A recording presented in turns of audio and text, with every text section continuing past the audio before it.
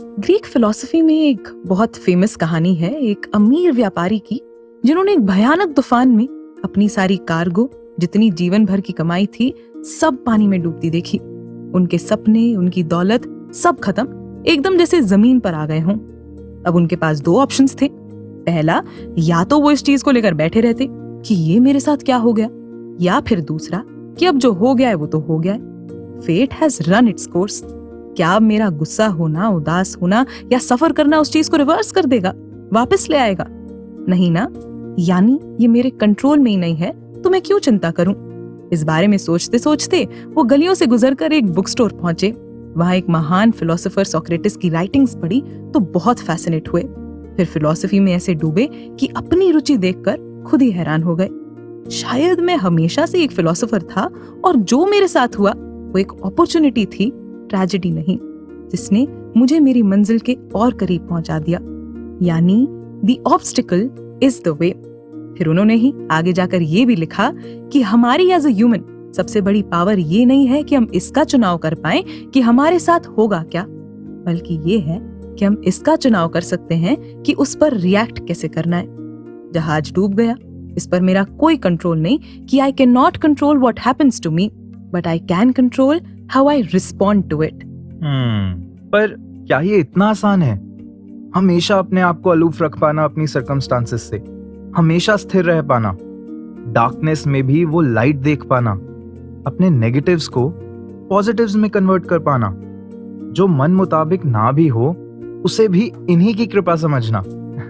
हम सब जानते हैं कि इन सवालों का अल्टीमेट आंसर तो यही है कि ऐसा बिल्कुल हो सकता है, पर सिर्फ सद्गुरु की शिक्षाओं को जीवन में अपनाकर। पर वो होगा कैसे? इम्प्लीमेंट करते हुए हम क्या क्या ऑब्स्टिकल्स फेस करते हैं और कंसिस्टेंटली एंड सस्टेनेबली इसको वे ऑफ लाइफ कैसे बनाया जाए, इन सभी एस्पेक्ट्स को एक्सप्लोर करते हुए शुरुआत करते हैं वॉइस डिवाइन के इस एपिसोड की। दिसंबर मंथ के फर्स्ट एपिसोड में मैं हूं आपके साथ नवदीश, मैं निहारिका। नमस्कार, धन निरंकार।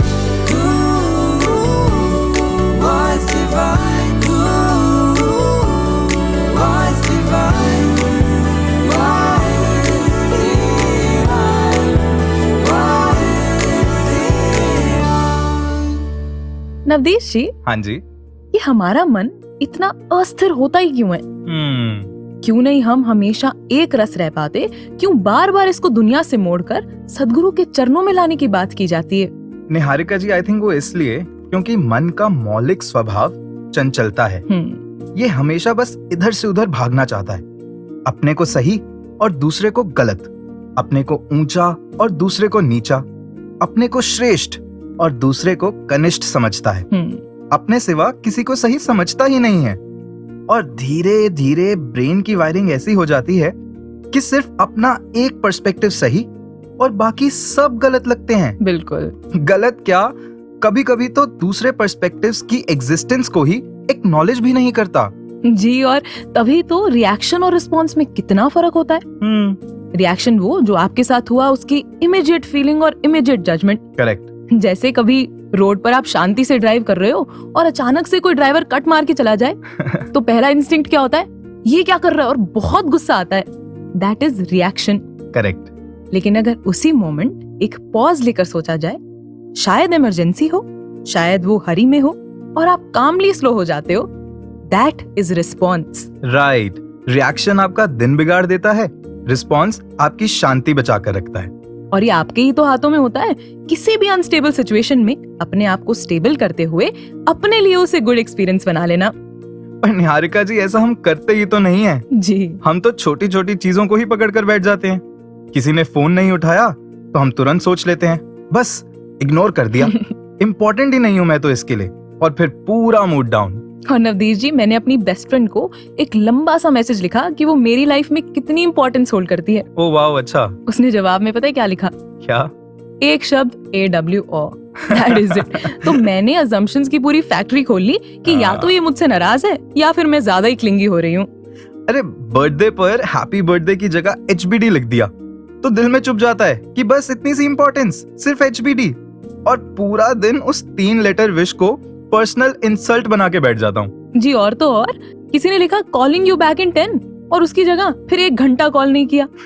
तो मैं तो तुरंत कंक्लूजन बना लेती हूँ, इससे फर्क ही नहीं पड़ता, ज्यादा ही बिजी हो गया है, और फिर पूरा दिन खुद इरिटेशन में जीती हूँ। छोटी छोटी चीजें जैसे ओके की जगह के लिख देना, मेरे पोस्ट पर कमेंट नहीं करना, संगत में गया तो किसी ऐसे महात्मा को जिनको मैं जानता हूँ उन्होंने दूर से धन्यकार कर दी, पहचाना भी नहीं, तुरंत मन में आ जाता है अच्छा इंपॉर्टेंस 0, और हम खुद ही अपने दिल को अननेसेसरीली चोट पहुंचा देते हैं। अब इस केस में क्योंकि मैं अपनी पेटीनेस की वजह से सामने वाले को ऑलरेडी जज कर चुका हूँ, तो जब तक उस इंसान से कोई क्लैरिटी नहीं मिल जाती ना, तब तक मेरा दिमाग बस इसी सोच में फंसा रहता है कि उसने ऐसा किया तो किया क्यों? क्या वो इंसान मुझसे प्यार नहीं करता? क्या उसकी लाइफ में मेरी इंपॉर्टेंस खत्म हो गई है? और हालांकि आप देखिए मोस्टली ऐसा होता ही नहीं है। हाँ, सिर्फ मैं अपनी वो अजम्पशन लेकर बैठी रहती हूँ, जिससे कई बेटर क्या रहता है, कम्युनिकेट कर लेना, राइट, क्लैरिटी लेना। यही तो अंतर है रिएक्शन और रिस्पॉन्स में। एक फटाफट कुछ महसूस किया, उसे मन में बसा लेना, वो इमीडिएट रिएक्शन हुआ टू अ सिचुएशन। वहीं अगर थोड़ा पॉज करके सिचुएशन को अलग अलग एंगल से इंटरप्रेट किया जाए, तो वो रिस्पॉन्स खुद के मेंटल पीस के लिए भी सही होता है, और बहुत से हमारे बॉन्ड सेव हो जाते हैं। वो दरार, दूरियां बच जाती हैं बस थोड़ा सोचने से, थोड़ा सा अपना विजन ब्रॉड करने से, और अपने मन में दूसरे के पर्सपेक्टिव को स्पेस देने से। और इस मन को इतना विशाल बनाने का ही तो सोल्यूशन आज सदगुरु माता जी भी सारे संसार में दे रहे हैं, जो कि इस साल एनुअल निरंकारी संत समागम की थीम के रूप में भी हमने देखा, आत्म मंथन। In one of her discourses हुजूर ने फरमाया कि एक्सटर्नल सर्कमस्टांसेस को तो फिर भी एक बार को हम फिल्टर कर सकते हैं, चूज कर सकते हैं what to engage with and what to leave behind, but जो हमारा इंटरनल मोनोलॉग है, अगर उसे मॉनिटर ना किया तो वो ना जाने किस डायरेक्शन में जाकर क्या रूप ले लेता है। और इस प्रॉब्लम का सलूशन सिर्फ यही कि सिमरन से मन जुड़ा रहे। जैसे संपूर्ण हरदेव बानी का भी वो शब्द कि सुमिरन करने से हृदय के संग संग सोच विशाल बने, कहे हरदेव सुमिरन से ही भक्तों जैसी चाल बने। आपके भाव सुनकर ध्यान आ रहा है संपूर्ण अवतार बानी का ये पावन शब्द। सिख गुरु दा दम दम पल पल, सिख गुरु दा दम दम पल पल, दास ही बन के रहंदा ए, ओहो कार कमावे गुर सिख, ओहो कार कमावे गुर सिख, जो कुछ सतगुर कहंदा ए, सिख गुरु दा दम दम पल पल।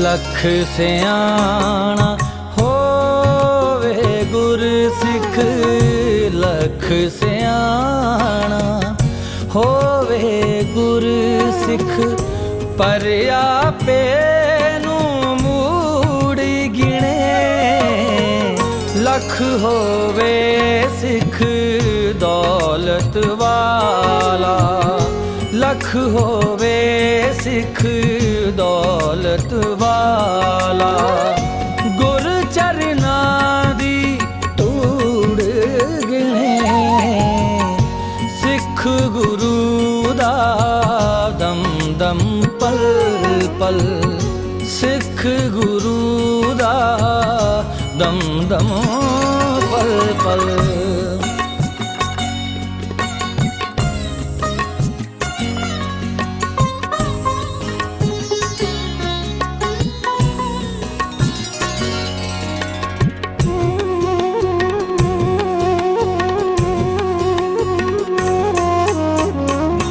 गुरदर उत्ते आके गुर सिख, गुरदर उत्ते आके गुर सिख, जानो की मुक जांदा ए, फुल फुलेखे वीजे पुल्ले फुल फुले खे वीजे पुल्ले साइसदा सुक जांदा ए सिख गुरु दा दम दम पल पल सिख गुरु दा दम दम पल पल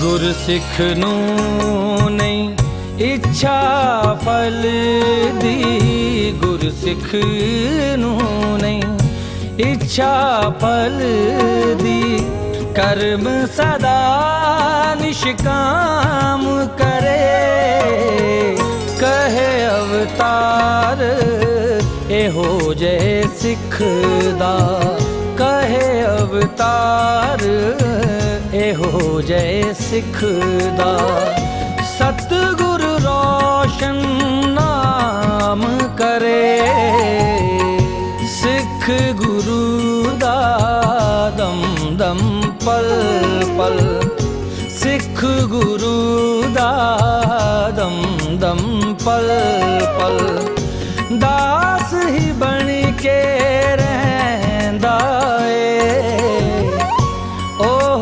कार कमावे गुर सिख ओ कार कमावे गुर सिख जो कुछ सतगुर कहंदा ए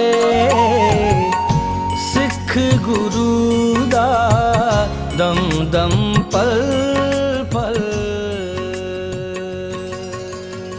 नवदीश जी, आपको पता है ये जो कहानी शुरुआत में हमने श्रोताओं को सुनाई जी, वो किसी आम मर्चेंट की नहीं थी। अच्छा, वो बल्कि उस व्यापारी की थी जिसका नाम था ज़ीनो। ज़ीनो, जिन्होंने आगे चलकर स्टोइसिज्म की फाउंडेशन रखी। जी एग्जैक्टली, ज़ीनो जिन्होंने एक ऐसी ग्रीक फिलॉसफी स्टोइसिज्म को जन्म दिया जो कहती है कि आप एक ब्लिसफुल जिंदगी जी सकते हो सिर्फ इसकी पहचान करके कि क्या मेरे कंट्रोल में है क्या नहीं। आपका मतलब है कंट्रोल द कंट्रोलेबल्स। एग्जैक्टली जी, अब जो चीज मेरे हाथ में है ही नहीं, अगर मैं उसे ही कंट्रोल करने की जिद में अपनी लाइफ के प्रेशियस मोमेंट्स वेस्ट कर दूं, then that's not at all wise ना। That's correct। अभी रिसेंटली मेरी फील्ड में ही हुआ, एक ब्रांड डील हुई थी, वीडियो ऐसी बनाई थी कि लगा पक्का 1 मिलियन प्लस व्यूज जाएगी। अरे वाह, ब्रांड खुश हो जाएगा और मैं भी श्योर थी, टीम भी श्योर थी। अच्छा, बड़ी खुशी खुशी से पोस्ट किया, लेकिन रिजल्ट क्या निकला, एक्सपेक्टेड से आधे व्यूज भी नहीं आए। 400K पर ही वीडियो अटक गई। अब इसे सोचकर, क्योंकि काफी मेहनत भी की थी और ब्रांड डील थी, तो 1 घंटा में रोती रही, क्योंकि लो परफॉर्मिंग रील, इसका मतलब ब्रांड, बहुत चांसेस हैं कि ब्रांड दोबारा मेरे साथ काम नहीं करेगा।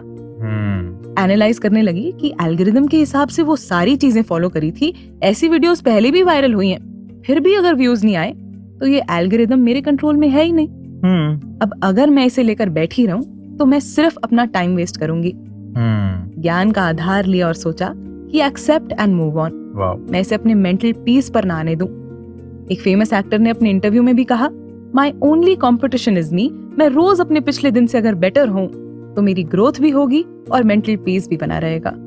Wow, that's such an insightful thought. जरा एक मिक्सिंग कंसोल को इमेजिन कीजिए, जैसे म्यूजिक स्टूडियोज में होता है। ऊपर वाले पोर्ट्स में माइक्रोफोन्स और इंस्ट्रूमेंट्स प्लग इन होते हैं। हर इनपुट को एक अपनी वर्टिकल लेन मिलती है, जिसमें नॉब्स, बटन्स और एक स्लाइडर होता है। जी। Each little control has a specific job. नीचे के स्लाइडर्स वॉल्यूम को मैनेज करते हैं, knobs bass, treble, mid range जैसे टोन्स को शेप करते हैं, कुछ buttons left right balance set करते हैं और कुछ म्यूट कर देते हैं, कुछ मास्टर कंट्रोल्स पूरे आउटपुट के ओवरऑल साउंड को ट्रांसफॉर्म कर देते हैं। अब एक रिकॉर्डिंग इंजीनियर का काम क्या होता है? Simple, take all the raw messy sounds and mix them into something beautiful. Correct. जो इनपुट आ रहा है, चाहे रफ हो या नॉइजी, इंजीनियर उसे बैलेंस करके एक हार्मोनियस, पॉलिश्ड आउटपुट बना देता है। जी। That's why it's called a mix. a deliberate combination of controlled choices. और यही थॉट हमारे लाइफ पर भी अप्लाई होता है. Control the controllables. हमारी जिंदगी में भी कई तरह के इनपुट्स आते रहते हैं. लोगों की बातें, सिचुएशंस, एक्सपेक्टेशंस, दूसरों के बिहेवियर्स, फेलियर्स, सरप्राइजेस, बहुत कुछ हमारे कंट्रोल में नहीं होता. पर कुछ चीजें होती भी हैं, जैसे हमारा रिस्पॉन्स, हमारा एटीट्यूड, हमारी क्लैरिटी, हमारी स्टेट ऑफ माइंड, हमारा डिसिप्लिन. इसीलिए अपनी जिंदगी के रिकॉर्डिंग इंजीनियर बन जाओ. वाओ. जो इनपुट्स आते हैं उन्हें सही जगह प्लग इन करो. हर सिचुएशन के वॉल्यूम को समझो.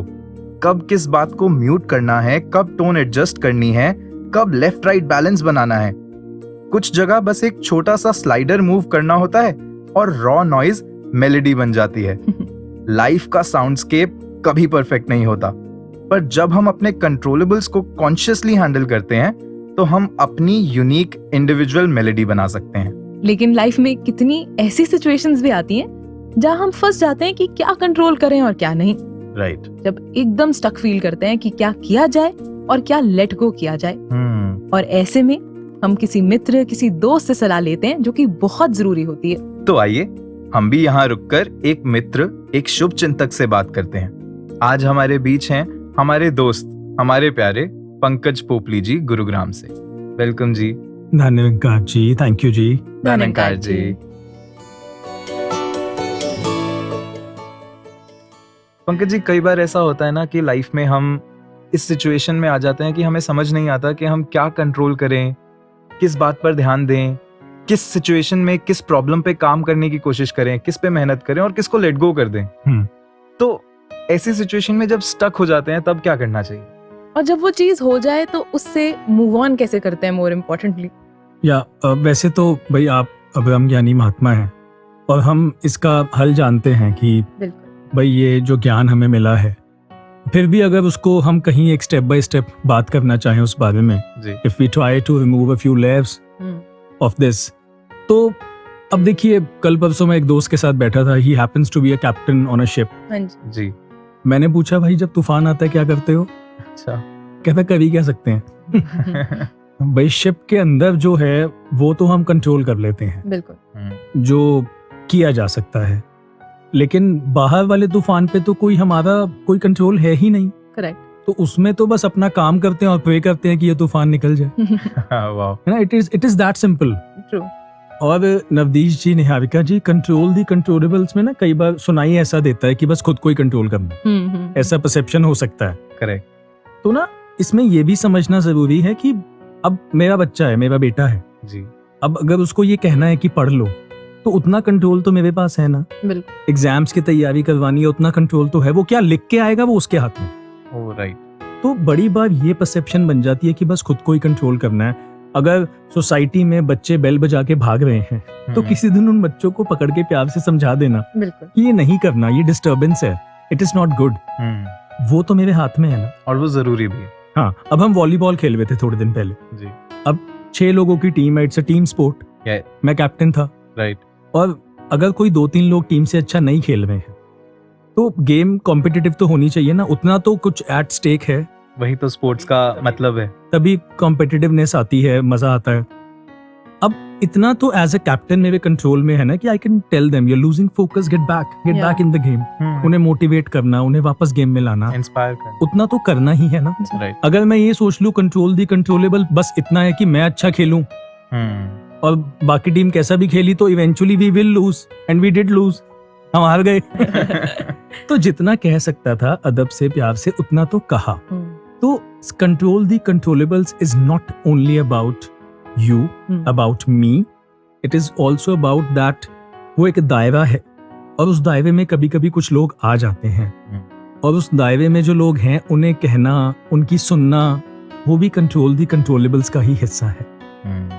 तो हाँ, उसके बाद जो भी रिजल्ट आया, I was able to accept that. And match हारने के बाद when I accepted this कि जितना मैं कर सकता था वो किया, that piece, Niharika ji, that gave me that thing to move on. And I did move on to the next game. जी, मतलब जितना कंट्रोल किया जा सकता है उतना किया और उसके बाद फिर एक्सेप्ट किया एंड देन मूव ऑन। या और दूसरी टीम हमसे बेहतर खेल भी थी, ये भी मेरे हाथ में नहीं था। बिल्कुल। तो हमें सबसे पहले तो मुझे लगता है कि इस सच्चाई को एक्सेप्ट करना जरूरी है कि जो कर सकता था वो किया। जी। ये सवाल पूछना है अपने आप से। बिल्कुल। वाह। और अगर इसका जवाब है कि हाँ किया, if that is the answer, I guess we will be at peace with ourselves बिल्कुल। And that peace will allow me to move on. Niharika ji, ये तो मेरे भी आपने सवाल का जवाब दे दिया। अभी थोड़े दिन पहले की बात है, I will keep this very brief. जी। जी। Working on a certain thing, a certain business transaction, final stage तक पहुंच गए और एक इंग्लिश के और हिंदी के और अच्छा। अग्रीमेंट में LOI, लेटर ऑफ इंटेंट, इसमें एक इंग्लिश के और को हिंदी का और समझ लिया। Oh my God. तो यानी कि एक पार्टी कुछ कहना चाहती थी, दूसरी कुछ समझ रही थी, और फाइनल स्टेज पे आके that transaction did not happen. अब आप किसी एक सर्टेन चीज पे कुछ महीनों से काम कर रहे हो तो आपकी एक्सपेक्टेशंस तो हो जाती हैं कि ये होगा and there will be a certain number that I will get, और मैं उससे ये करूंगा या वो करूंगा, है ना, हो जाता है, थोड़ा सा लगाव हो जाता है। तो अब क्या करें? तो धक्का तो लगा, हो गया जी। 3, 4, 5 महीने की मेहनत और एकदम से खत्म, क्या करें? तो फिर वही बात जो निरंकारी राजपिता जी ने सिखाई, जो आपके एपिसोड की थीम है, कंट्रोल द कंट्रोलेबल्स। करेक्ट। कि भाई पंकज पोपली ठीक से किया था अपना काम, आई ट्राइड माई बेस्ट। तो ये कंफ्यूजन कैसे हो गई, इसमें भी बड़ी कोशिश की थी, लेकिन शायद सामने वाले समझना ही नहीं चाहते थे। अब वो आएंगे वापस, कोशिश कर ली, नहीं आ रहे, आना होगा तो आ जाएंगे। तो जब ये जवाब मिल गया ना कि okay I tried my best, the intent was there, और कोशिश भी पूरी थी, मेहनत भी थी, फिर नहीं हुआ तो नहीं होना था। बिल्कुल, ब्यूटीफुल थॉट। तो जहां तो ये पीस आपको मूव ऑन करने का आपको ताकत देता है, so yes I can say with Sadhguru's grace I have moved on. Oh wow. Plus जो इससे भी बड़ी बात है, जो सतगुरु ने नजरिया दिया है कि अनहोनी होनी नहीं, होनी हो सो होए। कि जो होना है वही होगा।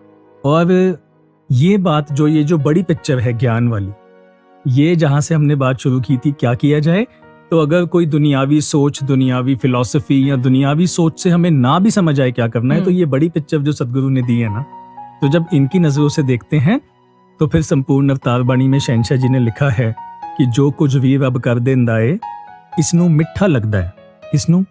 जिस दे दिल विच 24 घंटे नाम दा दीवा जगदा है। तो ये बड़ी पिक्चर फिर सब कुछ ठीक लगवाती है, फिर कंट्रोल दी कंट्रोलेबल भी समझ आ जाता है और स्टक भी नहीं होते, और जैसा कि आपने कहा मूव ऑन भी हो जाता। बिल्कुल। तो सदगुरु से यही अरदास है कि हमेशा ये बिग पिक्चर, ये बड़ी पिक्चर हमारे ध्यान में हमेशा रहे, ये ब्रह्म ज्ञान के साथ हम हमेशा कनेक्टेड रहें और इनके दिए इस आनंद को हमेशा लाइफ में एक्सपीरियंस करते रहें। क्या बात। और थैंक यू जी, आप जी ने हमें यहाँ ज्वाइन किया और बहुत ट्रूली एक इंसाइटफुल कॉन्वर्सेशन थी। थैंक यू जी, thank you for having me here. धन्य निरंकार जी। धन्य निरंकार जी।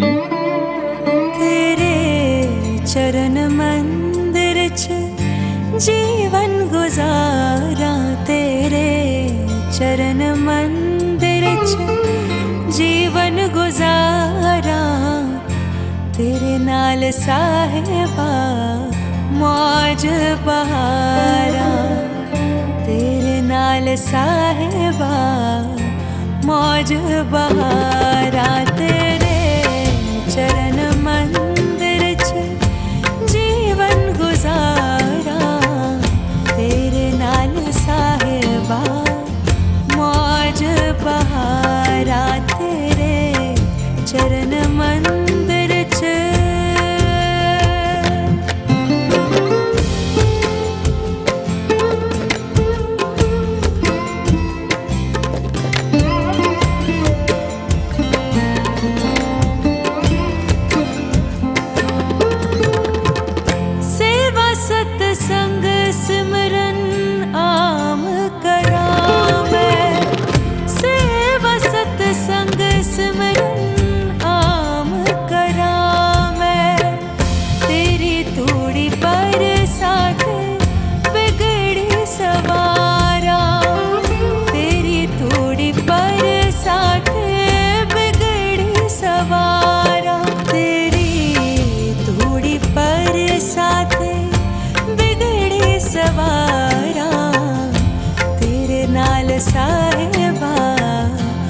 मौज बहारा तेरे चरण मंदिर च जीवन गुजारा तेरे नाल साहिबा मौज बहारा तेरे चरण मंदिर च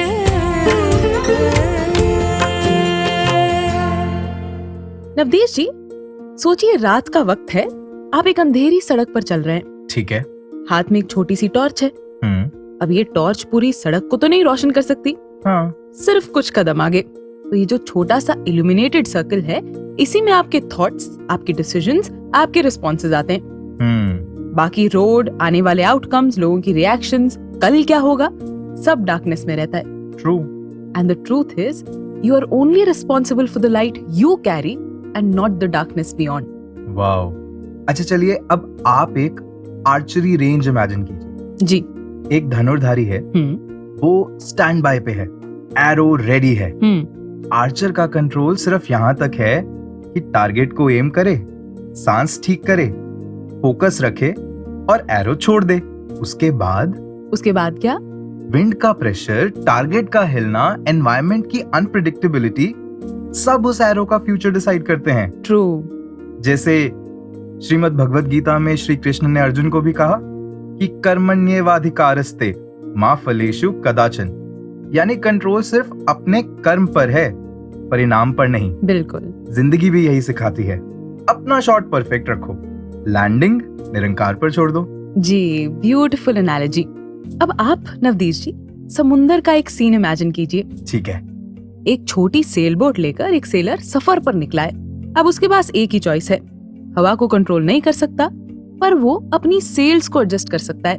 राइट। हवा तेजी से आए या धीमी, लेफ्ट से आए या राइट से, सेलर डेस्टिनेशन तक तभी पहुंचता है जब वो ये समझ जाए कि the wind is not the enemy, the sails are the solution. Wow. सोचिएगा, एक माली सुबह सुबह अपने बगीचे में जाता है, प्यार से पौधों को पानी देता है, सूखे हुए पत्ते हटाता है, मिट्टी को हल्का सा खुरचता है, पूरा नर्चरिंग मोड ऑन। लेकिन क्या वो मौसम को कंट्रोल कर सकता है? नहीं। क्या वो कह सकता है कि कल से बारिश शुरू हो जाए या ठंड मत पड़ना, मेरा पौधा नाजुक है? बिल्कुल नहीं। नहीं ना, ये सब नहीं कर सकता। और यही लाइफ का रूल भी है, planting and care are controllables, weather is not. इसीलिए जैसे माली हर रोज अपनी जिम्मेदारी निभाता है बिना मौसम से लड़ते हुए, वैसे ही हमें भी अपने कंट्रोलेबल्स को नर्चर करना है, और जो सीजन्स बदलते हैं उन्हें ग्रेसफुली एक्सेप्ट करना है, क्योंकि फ्रूट्स एफर्ट से आते हैं, पर टाइमिंग निरंकार से। वाह, ब्यूटीफुल थॉट। चलिए इसी के साथ अपने एपिसोड को आगे बढ़ाते हैं और चलते हैं अपने अगले सेगमेंट की ओर, रंगमंच से।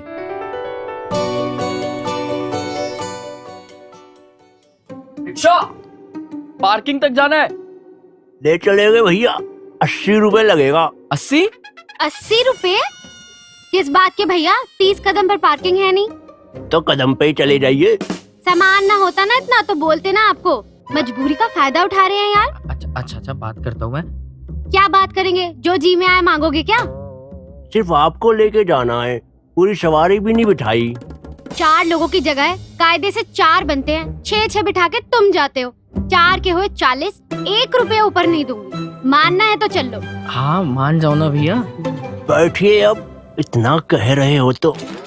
जो जायज है वही दे रहे हैं, हद हो गई यार ये तो। कोई नहीं, बैठ गए ना। चलो भैया, आप चलो, रास्ता पता है ना? भैया हमसे ज्यादा करोड़वाग की गलियां हमें जानती है। वैसे दाम का 50% कम करवाने की शक्ति ना तुम में ही है बॉस। भैया हमारे लुगायन भी ऐसे ही है, खूब भाव तोल करती है हर चीज में। सीखे तब भी कुछ नहीं आप।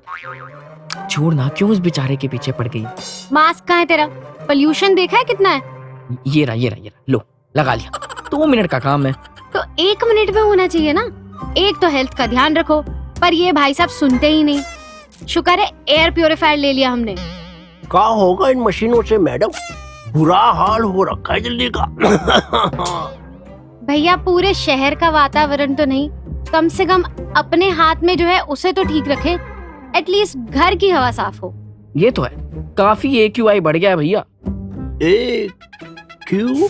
आई, एयर क्वालिटी इंडेक्स। वैसे भैया ये एयर प्यूरिफायर की बिक्री कैसी जा रही है मार्केट में? अरे एकदम जोरदार भैया। ए बंसी कहा? अरे क्या बात है, मिल गई सवारी। कहाँ पहन रखे हो बे गले में? अरे अगरबत्ती है, जला के हवा साफ, नाक में खुशबू और मच्छर जाएगा तेल लेने। गले में अगरबत्ती कौन पहनता है? दिल्ली शहर है दीदी, जुगाड़ की कमी है यहाँ। हमार पड़ोसी बोला गले में पौधा पहन के निकलो, वो स्नेक स्नेप भैया, स्नेप प्लांट होता है। अच्छा ये आगे तक ले चलो।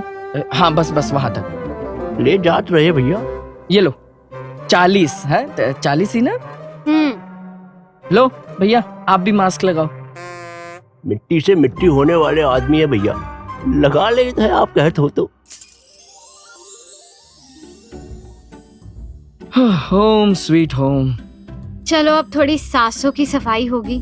I mean, हवा की, of course। एब्सोल्युटली, बाहर से भी और अंदर से भी। जनाब कुछ नया लाए हैं। सी 450 से भी ज्यादा AQI है घर में। बोला ही था मैंने। वैसे तेरा AQI कितना है? IQ तो तेरे से ज्यादा ही है। पर मैंने AQI ही बोला। सिंपल है, जैसे बाहर का AQI वैसे ही अंदर का भी AQI। आनंद क्वालिटी इंडेक्स। अच्छा तो अब मैं ये सब बैठ के सुनूं? यस बैठो सुनो और बताओ। Why are you so irritated? कुछ दिनों से देख रहा हूँ, ऐसा लग रहा है कि जैसे एग्जॉस्ट सी हो गई है। सर दुखता है, डिहाइड्रेशन से होता होगा, मिची मिची होती है, फिर कभी कभी बहुत ज्यादा खुशी होती है, फिर मन करता है सर फोड़ दिया जाए। और महारानी जी का इसके पीछे का कारण? एक हो तो बताओ ना। मैनेजर सांस नहीं लेने देता, मंथली सैलरी में ऐसा सोचते जैसे पूरा बंदा ही खरीद लिया है। कभी घर वालों के सवाल नहीं रुकते, कुछ लोगों के बिहेवियर नहीं समझ आते। कितना ट्राई करती हो भाई, समझते ही नहीं है। उफ, कहाँ से लाऊं आपका ये आनंद क्वालिटी इंडेक्स? ज्यादा कुछ नहीं करना। शहर की हवा ठीक नहीं कर सकते तो कम से कम अपने अंदर की हवा तो ठीक कर ही सकते हैं ना। मेरा ही डायलॉग मुझे ही सुना दिया। क्योंकि यही सच ही तो है जो तूने खुद कहा। तो एयर क्वालिटी के साथ साथ लाइफ क्वालिटी पे भी अप्लाई करो ना। देख, ट्रैफिक जैम में फंसे हो, बाहर का ट्रैफिक नहीं कंट्रोल कर सकते, पर गाड़ी में मनपसंद गाना चला के अपने अंदर का ट्रैफिक तो कंट्रोल कर ही सकते हो ना। और जो लेट हो जाएगा उसका क्या? वो तो वैसे भी हो ही रहोगे ना तुम। तो गुस्सा करके, चिल्ला के या चिढ़ के कौन सा जल्दी पहुंच जाओगे? यानी जो पास है उसे तो ठीक कर ही सकते हैं। एग्जैक्टली। जहाँ समझ ना आए कुछ देर ब्रेक ले लो, छोड़ दो, चिल एंड रिलैक्स। किसी का बिहेवियर नहीं ठीक हो रहा है तो मैं क्यों इतना फोर्स करूं? मैं अपना रिएक्ट करने का तरीका थोड़ा बदल लेती हूँ। I know I can't change that person। देखा, AQI ठीक हो रहा है। हाँ यार, काम समझ नहीं आ रहा तो छोड़ देती हूँ, जाओ यहाँ से। नहीं काम छोड़ने के लिए नहीं कह रहा। Oh sorry. बट हाँ ब्रेक तो ले ही सकती है ना उस बीच, फिर वापस आके बैक टू वर्क। एग्जैक्टली। पता है कल ही एक रील देख रहा था, उसमें लिखा था मसला ना सारा सुकून का है, वरना जिंदगी तो हर कोई काट रहा है। चलो at least we can control the controllables. छोड़ देते हैं ना यार, हर चीज को पकड़ने की कोशिश नहीं करते, खुद को बेहतर करते हैं और एयर प्यूरिफायर की हवा खाते हैं। AQI अच्छा होगा। सतगुर दी सोच लेके सोचा शिंगार लईए। सतगुर दी सोच लेके सोचा शिंगार लईए। दुनिया सवर ही जानी, दुनिया सवर ही जानी, खुद नूं सवार लईए। सतगुर दी सोच लेके सोचा शिंगार लईए। सतगुर दी सोच लेके सोचा शिंगार लईए। सतगुर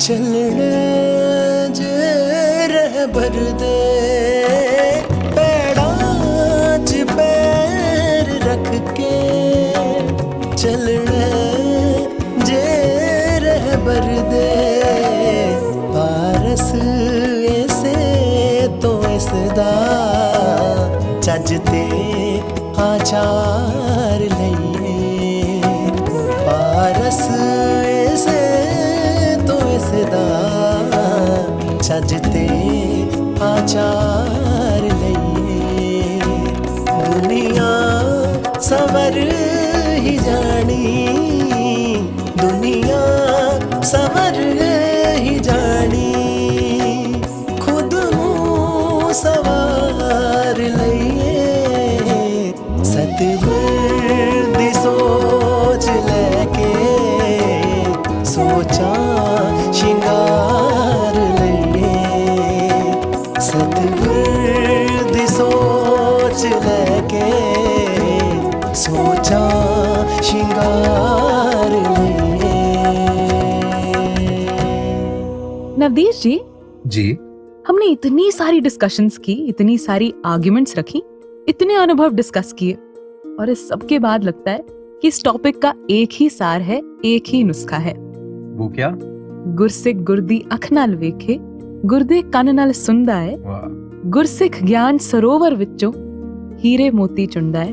करेक्ट। जब इंसान गुरदी अख नाल देखना शुरू करता है तो हर सिचुएशन ही मेहर लगती है।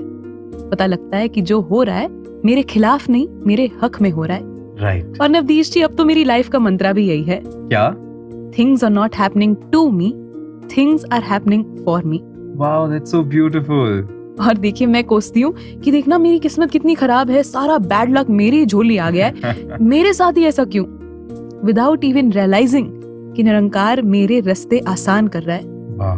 बस इतना समझ आ जाए ना, तो फिर रिएक्ट करने की जगह रिस्पॉन्ड करना आता है, डिफेंसिव होने की जगह समझना आता है, जज करने की जगह ऑब्जर्व करना आता है, और जिद छोड़कर क्यूरियोसिटी आती है। वाह। और फिर सबसे बड़ा बदलाव, दिल हल्का हो जाता है।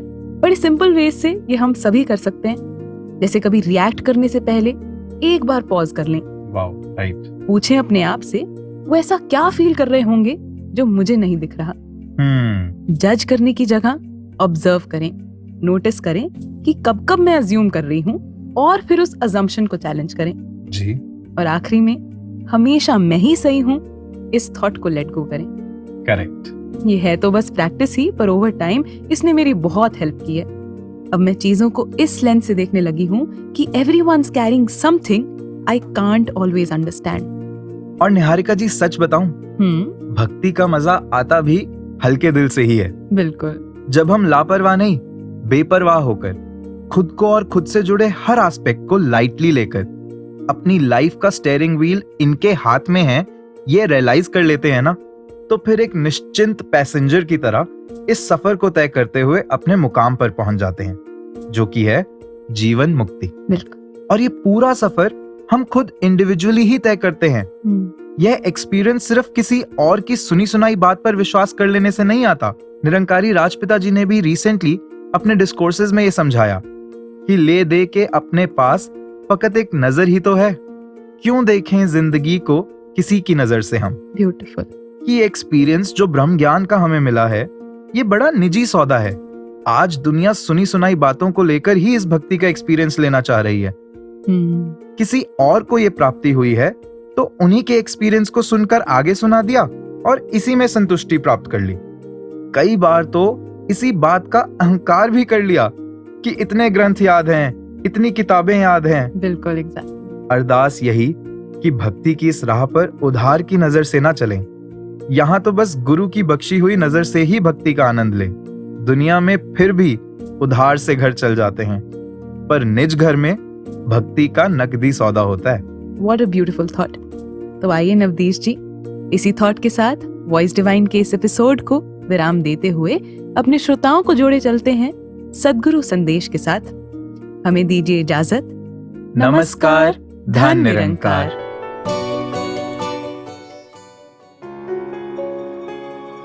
बात वही कि ये जो आत्म मंथन शब्द पिछले 2 दिनों से या वो थीम, कितनी बारी हर कोई यही जिक्र कर रहा है कि अपने मन के भीतर जाना कितना ज़रूरी है। ये एक सोच विचार की बात नहीं, मन के अंदर ये एनालाइज करना कि हम किस तरह की ही सोच को पकड़े बैठे हैं, हम किस तरह एक अपने आप को बदलने के लिए चाहे बातें करते हैं, सोचते हैं, पर कहीं अच्छाइयों को अपनाने में फिर टाल तो नहीं देते। जैसे अक्सर हमें पता भी होता है, एग्जाम्पल के सुबह जल्दी उठना है और अलार्म जिस टाइम का है, और फिर 2-3 अलार्म लगा ही लेते हैं कि चलो पहला वाला तो ऐसे ही बंद कर देंगे, वापस सो जाएंगे। तो कैसे एक भाव आ जाते हैं जब उस तरह से लॉजिकली अगर सोचे तो सिर्फ एक ही अलार्म काफ़ी है कि बस वो एक ही बार बजे, उससे पहले कंटिन्यूस सो जाए और वो ही एक फाइनल वार्निंग की तरह हमें उठा रहा है, और बात वहाँ पे भी बन सकती है। पर कैसे हम ये डिले करना चाहते हैं चीज़ों को, और उस तरह से कि ये पहला अलार्म इसलिए कि दूसरे से पहले एक संतुष्टि मिल जाएगी कि अभी 5 मिनट और सोने को हैं। तो कैसे मन हम छोटी छोटी चीज़ों से भी अपना बहला लेते हैं, कैसे मन में खुद ही एक कॉम्प्लिकेशन जो इतना सिंपल सोल्यूशन भी है तो खुद ही डाल देंगे, फिर उसके बारे में सोचेंगे और फिर अंत में वो सोल्यूशन इतना सिंपल लगेगा। वैसे ही ये आत्ममंथन से कंक्लूजन्स भी यही निकलती हैं कि दुनिया के सारे रंग हमने अपने अंदर डाल लिए हैं, इतना एक हर एक बात का असर इस तरह कभी कभी बांध लेते हैं कि बस किसी एक ने एक बार कुछ ऐसा बोल दिया तो वो मन उस इंसान के लिए हमेशा के लिए ही मैला हो गया। तो ये जब निराकार प्रभु को आधार लेते हैं तो वाकई ही फिर वो हमारा एक कंफर्ट का जोन जितना होता है उससे बाहर भी चले जाते हैं, और मन फिर बहुत ही चीज़ों को सिंप्लीफाई भी कर लेता है। तू मेरा महरम, मैं तेरी दासी, तेरी दीद दी हरदम प्यासी, बस अखियां दे कोल वे ओ मेरे दिलां दे आ मेरमा, रख चरना दे कोल वे ओ मेरे दिलां दे आ मेरमा, मिठड़े लगन तेरे बोल वे ओ मेरे दिलां दे आ मेरमा, ओ मेरे दिलां दे आ मेरमा, ओ मेरे